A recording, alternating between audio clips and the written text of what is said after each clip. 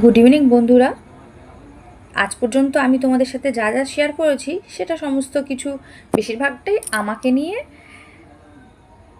কিন্তু আজকে আমি তোমাদের সাথে শেয়ার করব আমার মেয়ের একটা জিনিস নিয়ে।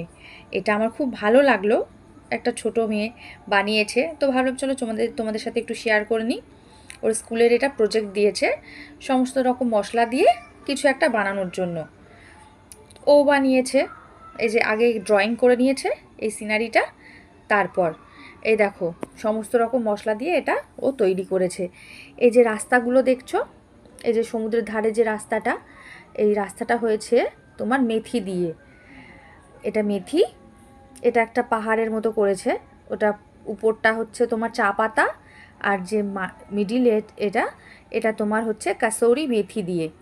এই যে গাছটা করেছে, এই গাছটা হচ্ছে তোমার দারচিনি।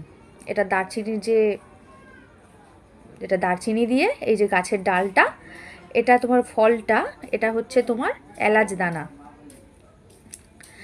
এটা হচ্ছে তোমার তেজপাতা, গাছের পাতাটা। এই যে সূর্যটা করেছে, সূর্যটা তোমার মুসুরের ডাল দিয়ে, মুসুর ডাল। এই যে ঘরটা এঁকেছে, ঘরের যে টালিটা, টালিটা করেছে তোমার শুকনো লঙ্কা, শুকনো লঙ্কা কেটে টালিটা বানানো হয়েছে, আর ভিতরগুলো কভার হয়েছে শুকনো লঙ্কার দানা দিয়ে। এটাও তোমার কাসৌরি মেথি, এটা তেজপাতা, এটা তোমার লবঙ্গ, এই গাছে যে ফুলটা ধরেছে এটা তোমার লবঙ্গ, এটাও তোমার দারচিনি, এটা এই গাছের শিকড়টা যেটা হয়েছে এটা হচ্ছে তোমার মৌরি, এটা তোমার মৌরি। আর আরেকটু সুন্দর করার জন্য এই কালারগুলো যে দেয়া হয়েছে, কালারের সেটগুলো যে, এই যে তোমার এখানে মেঘ ভাসছে, এই যে নদীটা, এগুলো হয়েছে তোমার অ্যাক্রিলিক কালার দিয়ে। তো কেমন হয়েছে বলো একটু।